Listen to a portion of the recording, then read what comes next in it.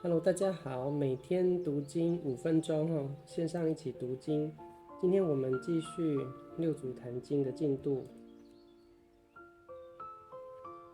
昨天我们读到的地方就是六祖慧能请江州别驾写完诗句之后呢，大家就是很惊讶，说六祖慧能怎么会有这个智慧大家在大惊小怪的时候呢，五祖呢就用他的鞋子把这首诗给擦掉了，他就说没有见性，那大家就以为是这样子，大家就不再纠结了就不再在乎六祖慧能了这件事情发生之后呢，隔天呢，五祖弘忍他就自己一个人偷偷的来到这个后院，这个磨米的这个米坊这里来这时候呢，他就看到呢，六祖慧能呢正在里面工作。这个时候呢，他看到的景象就是呢，因为六祖慧能他就是很瘦小嘛，因为他本来就没吃多少东西了，然后呢又赶路1-2个月来到黄梅县东禅寺，然后呢每天都做这个粗重的工作嘛，他本身就是体重不够，的情况之下呢，为了要踩这个磨坊这个用人力来推动的这个磨米的这个磨坊他就在他的腰上面绑了一颗石头来加重重量，通过这样的方式呢来舂米那他看到慧能的这一幕呢，他就有感而发。那五祖就说了，求道之人为了能够找到这个究竟，为了能够寻得真理就连自己身体的这些劳苦啊，这些身体上的不是那么的舒适呢，都放弃了为法忘躯嘛。就是因为当时六祖慧能来东禅寺的时候，跟五祖弘忍见面的时候，他就说了嘛，唯求作佛，不求于物。他就是听了《金刚经》之后呢，对自性智慧有所领悟，他来找五祖印证的。那个时候五祖第一次见面的时候，五祖就觉得说他根基很好，可是呢，为了怕大家怕他锋芒太露所以五祖呢故意呢就叫他说不要再说了叫他去后院工作那一工作就工作了8个多月再加上后来这段时间出题目可能也就快1年的时间了这段时间呢，其实就是呢五祖在磨练六祖慧能，那也是跟昨天的进度一样，他不希望众人，包含他的徒弟，包含其他的人，不希望众人去太过于注意慧能，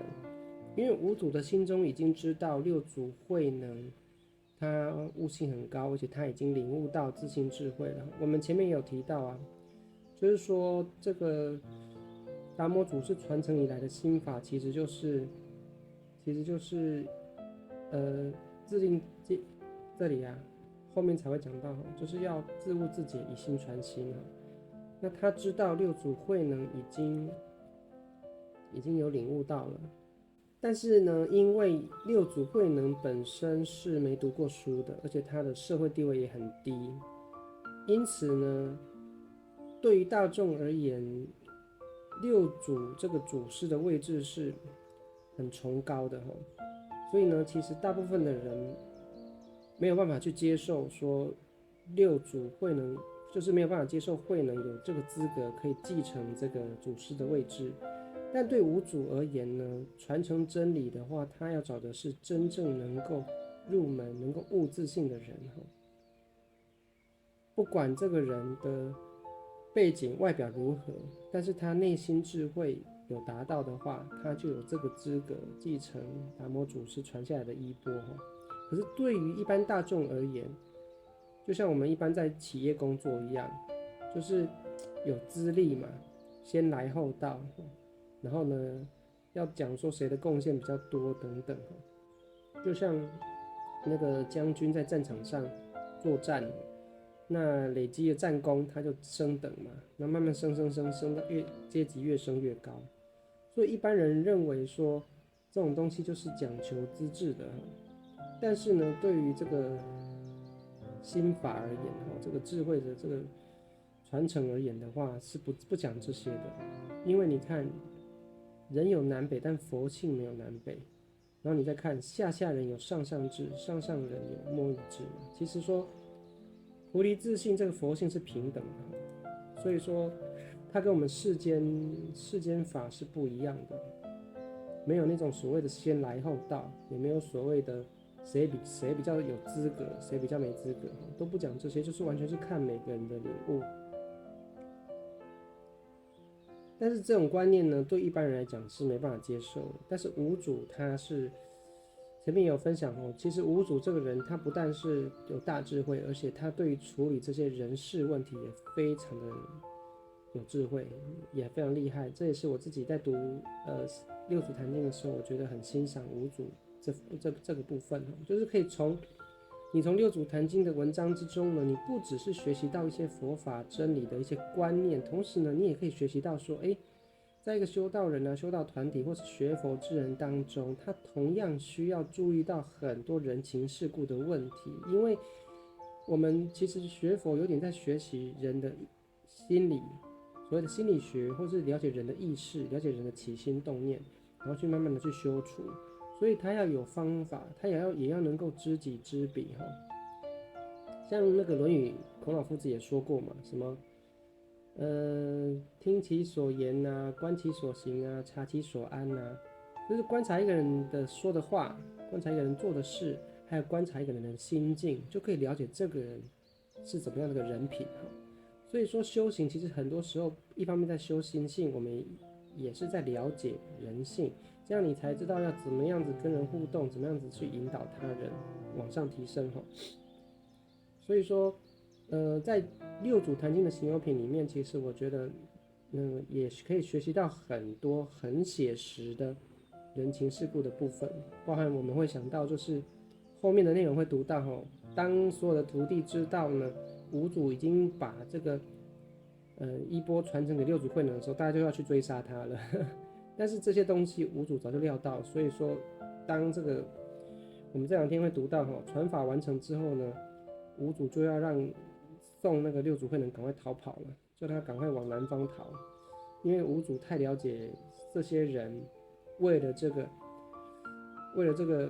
衣钵佛家的衣钵对，就好像皇家的玉玺一样，就好像这个军令军服一样，他掌握的是权力，掌握的是地位。所以当大家知道说这个东西权力地位的象征被慧能这个大家根本看不起的人拿走之后呢，大家一定会去抢嘛。所以这个五祖都非常清楚了。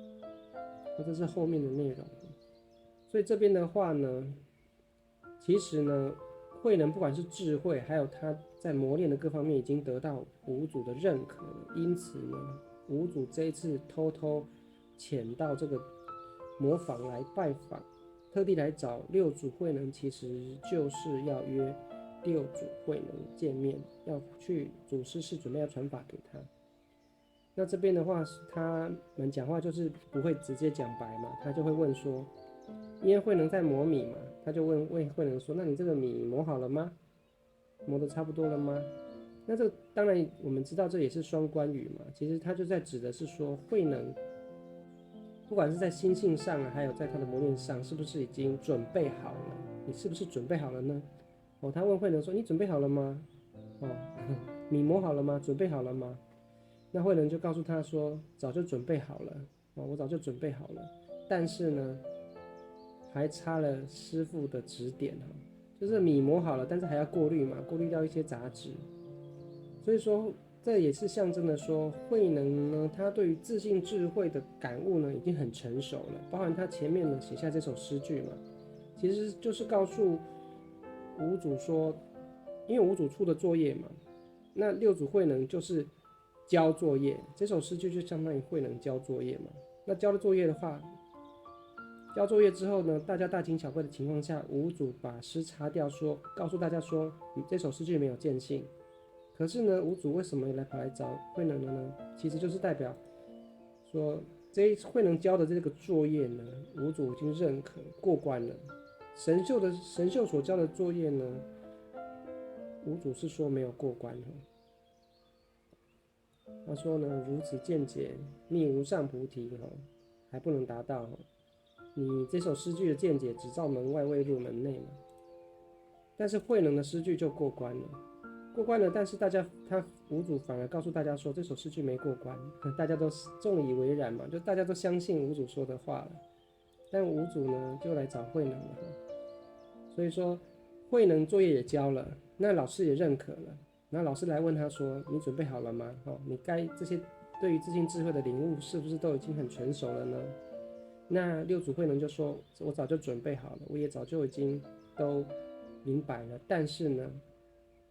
慧能千辛万苦来到黄梅县东禅寺，就是要得到真的当代名师嘛，五祖弘忍传承了达摩祖师下来的衣钵嘛，要得到名师的指点和印证要希望透过五祖再给他指点一下，过滤一下，去无存精一下。所以他们表面上讲的是磨米这件事情，米磨好啦，要过滤啊。但他们暗示的就是说，慧能，你对于接班，我要传法给你了，你准备好了吗？那慧能也很有智慧，他听得懂五祖说的话，我已经准备好了。就等老师指点了，所以他们双方已经达成默契了。慧能的诗句也过关了，然后呢，慧能跟五祖都知道接下来要做的事情是什么，就是要传法嘛。所以说，五祖问慧能说：“你都了解了吗？你都了解了吗？而且你准备好了吗？接下来的事情你都明白了，你也都准备好了吗？”他们不用说出是什么事情，可是双方都能够明白，彼此心心相印。慧能都说我都准备好了，我也都明白了但是接下来我们还需要老师的指点了。所以慧能也知道五祖来找他的用意是什么，他就说请求老师指点。由欠塞在就是说，请老师再指点请老师再为我指点一番这样子。那得到这样的回应呢，得到了慧能，你看慧能都听得懂五祖说的话嘛，所以五祖就很满意了，他就走了。他就走之前呢，用他的这个杖，这个木杖啊，或是像法杖，用他的法杖呢，就在模仿地板上敲3下，他就走了。那慧能就知道意思，就是跟他约定时间。好，那剩下的内容我们就明天再读了。我们今天先读到这边，那我们就明天见了，拜拜。